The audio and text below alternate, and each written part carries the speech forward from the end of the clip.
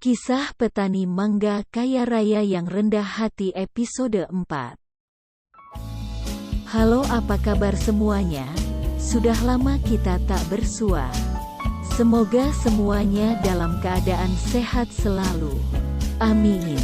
Ayo kita lanjutkan cerita yang kemarin.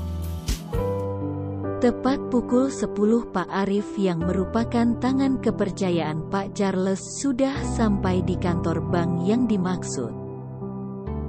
Keperluan Pak Arif di kantor bank itu tak lain untuk mengurus proses transfer uang 250 miliar untuk Suji. Salah satu anak dari kampung yang berhasil menemukan solusi untuk mengatasi persoalan hama ulat yang kini sedang marak menyerang lahan pertanian di Indonesia. Sesampainya di bank tersebut, Pak Arif langsung mengambil nomor antrian. Sementara itu Suji tampak cemas karena hingga pukul 10 ini dirinya masih belum mendapatkan angkutan umum untuk menuju ke kantor bank. Padahal dirinya sudah 1 jam menunggu namun masih belum juga mendapatkan angkutan umum. Dalam hatinya Suji merasa tidak enak dengan Pak Arif yang mungkin saat ini telah menunggu dirinya di kantor bank. Setelah menunggu antrian, Pak Arif pun akhirnya dipanggil ke meja bagian customer service. "Ada yang bisa saya bantu, Pak?" ucap salah satu petugas customer service bertanya ke Pak Arif. "Oh iya," kata Pak Arif menjawab. "Saya berencana untuk mentransfer uang sebesar 250 miliar rupiah." Petugas customer service sontak kaget mendengar ucapan dari Pak Arif. "Maaf Pak, saya sepertinya harus melaporkannya dulu kepada kepala cabang. Mengingat jumlah uang yang akan ditransaksikan sangat banyak." "Oh iya, silahkan," jawab Pak Arif secara singkat. Petugas itu pun langsung meminta izin pergi untuk menemui sang kepala cabang. Tak berlangsung lama petugas kembali bersama kepala cabang bank tersebut. Kepala cabang langsung mengulurkan tangan untuk berjabat tangan dengan Pak Arif. "Maaf sudah menunggu. Perkenalkan, saya Indra," ucap Pak Indra yang merupakan kepala cabang bank tersebut. "Oh ya, tidak apa-apa Pak, saya Arif," jawab Pak Arif secara singkat. "Kalau berkenan mari Pak kita ngobrolnya di ruangan saya saja," ucap Pak Indra. "Oh iya baik Pak," jawab Pak Arif. Lalu keduanya pun langsung menuju ke ruangan Pak Indra. Sementara itu Suji akhirnya mendapat angkutan umum yang sudah lama ditunggunya. Dan perjalanan hingga sampai di kantor bank diperkirakan kurang lebih selama 30 menit.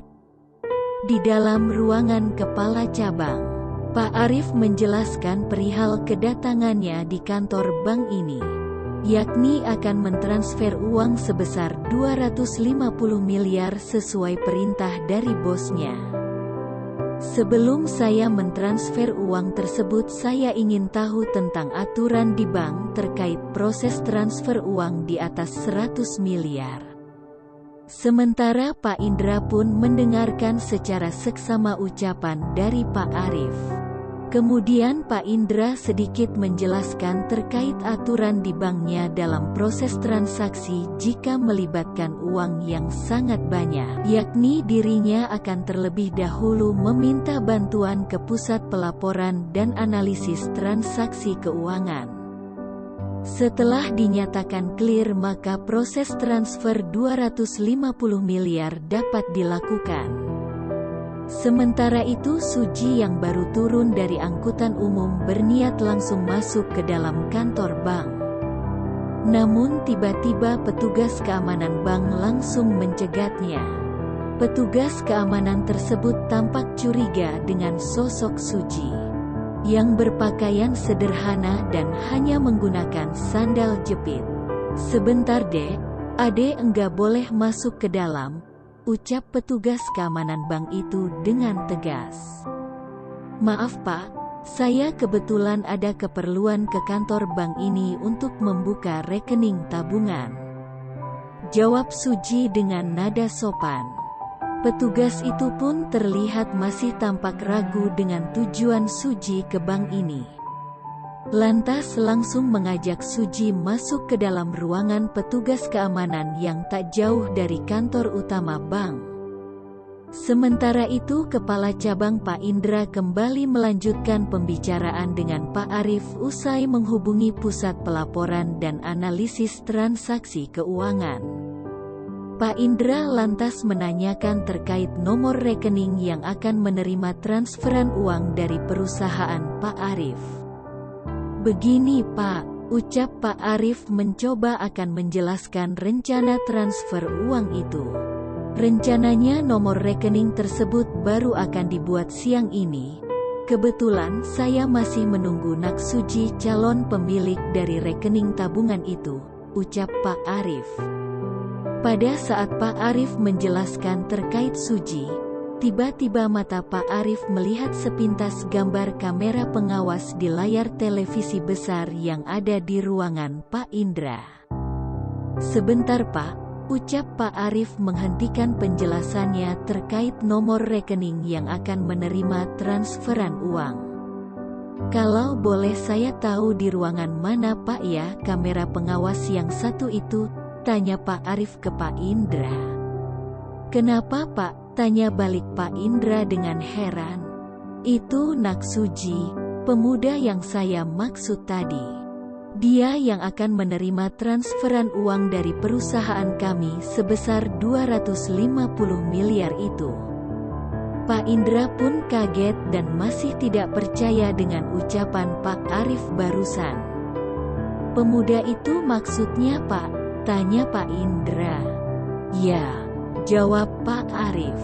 Itu di ruangan petugas keamanan kantor bank ini Pak. Sebentar saya coba telepon petugas keamanannya sekarang, ucap Pak Indra dengan buru-buru. Pak Indra pun kemudian langsung menghubungi nomor telepon ruangan petugas keamanan. Halo, ini saya Kepala Cabang, ucap Pak Indra. Ya Pak, siap, jawab salah satu petugas keamanan yang ada di ujung telepon sana. Itu benar dengan Nak Suji yang sedang kamu ajak ngobrol? Ya Pak, jawab petugas keamanan itu dengan nada bingung. Coba kamu bawa dia ke ruangan saya sekarang ya. Perintah Kepala Cabang ke petugas keamanan itu. Baik Pak. Segera saya bawa Nak Suji ke ruangan Bapak, jawab petugas keamanan tersebut. Petugas keamanan yang baru menutup telepon itu pun terheran-heran dengan kepala cabang yang tiba-tiba menelpon dan tahu nama pemuda yang sedang ia ajak ngobrol. Apalagi langsung menyuruhnya untuk membawa ke ruangan kepala cabang. Tanpa berpikir panjang petugas itu pun langsung mengajak Suji ke ruangan kepala cabang. Bagaimana kelanjutan pembukaan rekening baru Suji di bank tersebut? Simak kisahnya di Pemuda Petani Mangga Kaya Raya yang Rendah Hati bagian kelima.